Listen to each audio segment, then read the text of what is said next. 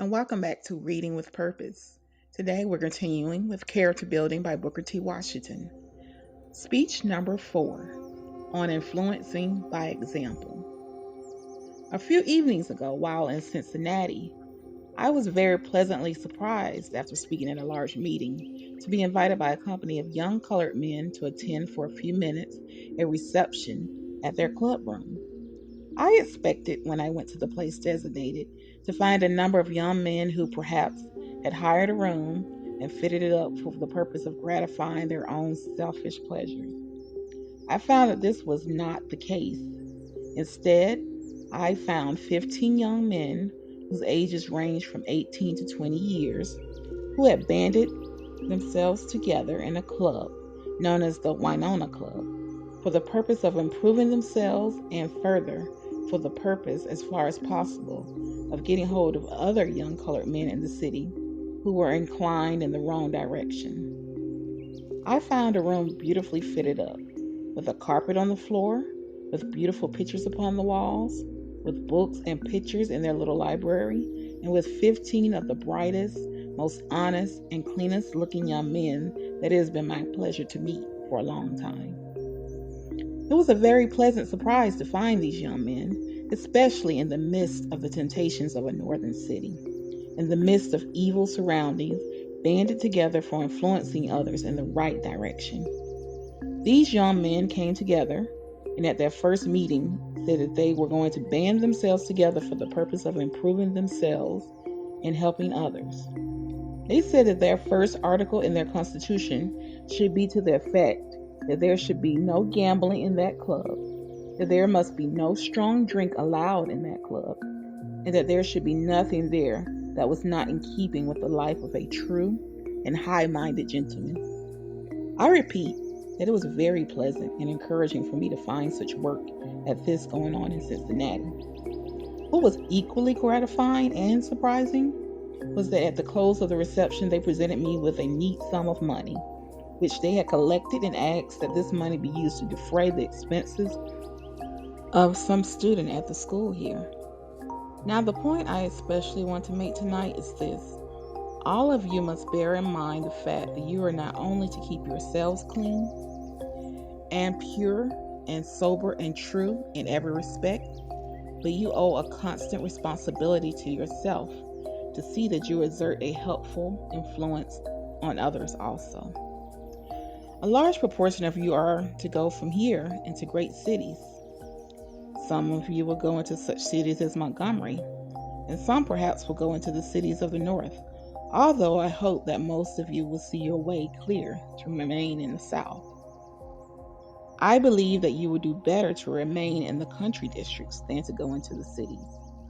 I believe that you will find it to your advantage in every way to try to live in a small town or in a country district rather than in a city.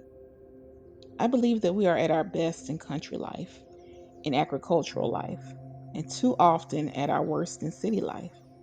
Now, when you go out into the world for yourselves, you must remember in the first place that you cannot hold yourselves up unless you keep engaged and out of idleness. No idle person is ever safe, whether he be rich or poor. Make up your minds whether you are to live in the city or in the country, that you are going to be constantly employed. In a rich and prosperous country like America, there's absolutely no excuse for persons living in idleness. I have little patience with persons who go around whining that they cannot find anything to do. Especially is this true in the South, where the soil is cheap. There is little or no excuse for any man or woman going about complaining that he or she cannot find work. You cannot set proper examples unless you yourself are constantly employed. See to it, then, whether you live in a city, a town, or a country district, that you are constantly employed when you are not engaged in the proper kind of recreation or in rest. Unless you do this, you will find that you will go down as thousands of our young men have gone down, as thousands of our young men are constantly going down, who yield to the temptations which beset them. Refrain from staking your earnings upon games of chance. See to it that you pass by those things which tend to your degradation. Teach this to others. Teach those with whom you come in contact that they cannot lead strong moral lives unless they keep away from the gambling table. See to it that you regulate your life properly, that you regulate your hours of sleep, have the proper kinds of recreation. Quite a number of our young men in the city stay up until 12, 1, and 2 o'clock each night. Sometimes they're at a dance, sometimes at the gambling table or in some brothel or drinking in some saloon. As a result, they go late to their work, and in a short time, you hear them complaining about having lost their positions. They would tell you that they have lost their jobs on account of race prejudice and because their former employers are not going to hire colored help any longer. But you will find, if you learn the real circumstances, that it's much more likely they have lost their jobs because they were not punctual or on account of carelessness. Then, too, you will find that you will go down if you yield to the temptation of indulging in strong drink. That is a thing that is carrying a great many of our young men down. I do not say that all of our men are of this class and that all of them yield to temptation, because I can go into many of the large cities and find just such men as those in Cincinnati to whom I have referred.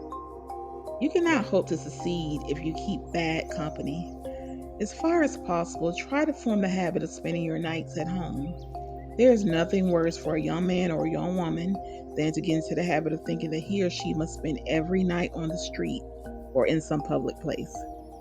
I want you, as you go out from this institution, whether you are graduates or not, whether you have been here 1 year or 4 years, to go out with the idea that you must set a high example for everyone in your community.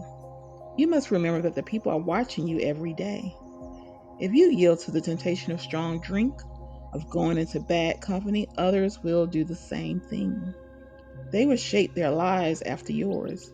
You must so shape your lives that the hundreds and thousands of those who are looking to you for guidance may profit by your example. Thank you for joining me again for Character Building by Booker T. Washington.